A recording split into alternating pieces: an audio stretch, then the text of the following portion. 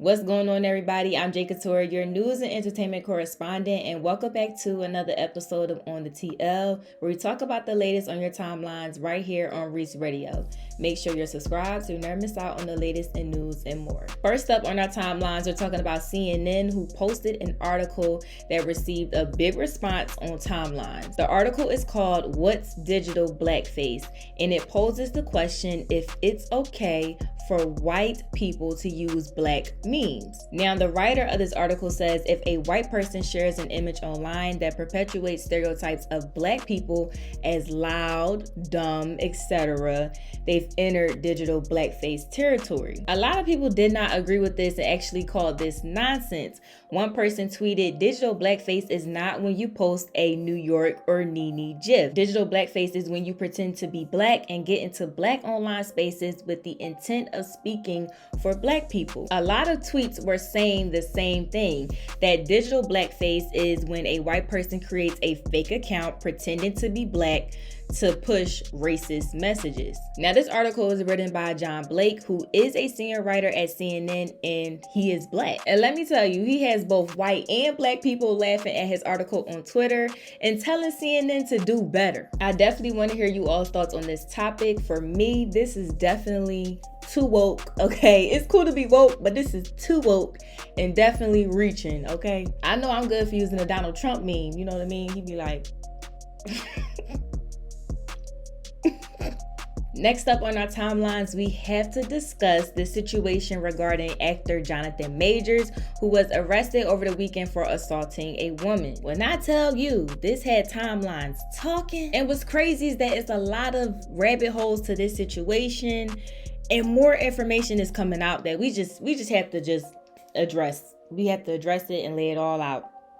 So let's get into it. When this news first broke, it was reported that Jonathan Majors was arrested in New York for assault and harassment. Police responded to a 911 call around 11 a.m. in Manhattan. The victim, who is a 30-year-old female, told police that she and Jonathan got into a dispute and he attacked her. The relationship between Jonathan and the victim was unknown during this time. The victim was taken to the hospital with minor injuries to her head and neck, and Majors was taken into custody. So everybody started to wonder, who is this woman? It was revealed that the woman is his girlfriend. Who is his girlfriend? Everyone started to try to figure it out. Someone posted this photo to Twitter saying that this was his girlfriend.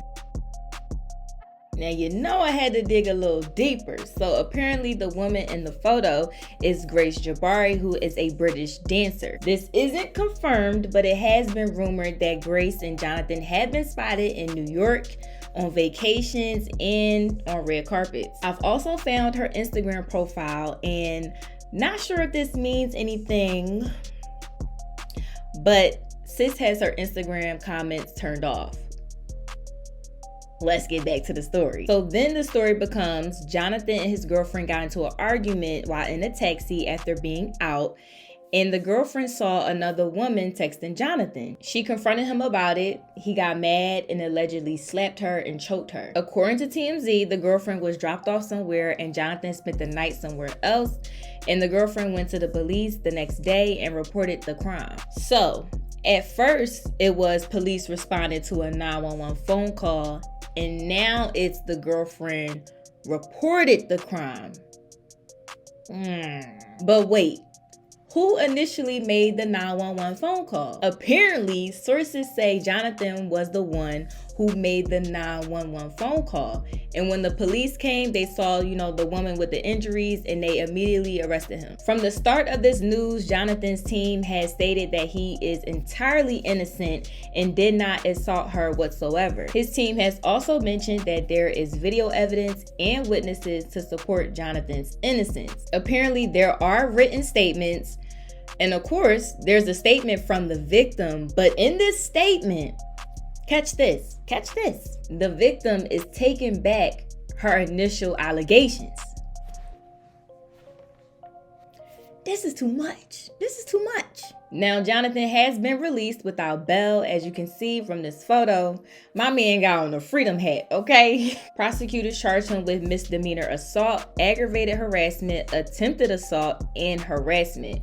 He is due back in court on May 8th. I hope y'all were able to follow along. I told y'all it was so many rabbit holes and a lot of information to this story.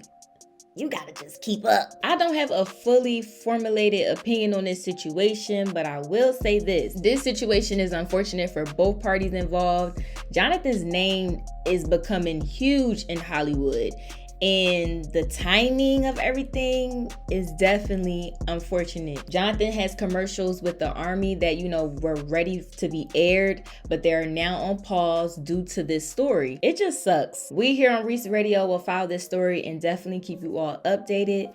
Let me know your thoughts on this situation. Thank you for tuning into another episode of On the TL with me, Jay Couture, right here on Reese Radio. Make sure you follow me on all platforms at Miss Couture 3_. Make sure you're subscribed, and I'll see y'all in the next video.